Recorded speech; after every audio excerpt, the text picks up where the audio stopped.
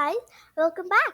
In today's video, we're going to be starting Python for Amateurs, which is going to be turtle programming, the absolute basics. So let's get started with the presentation.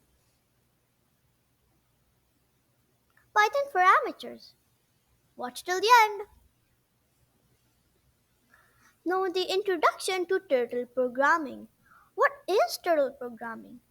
Turtle is a pre-installed Python library that enables users to create pictures and shapes by providing them with a virtual canvas.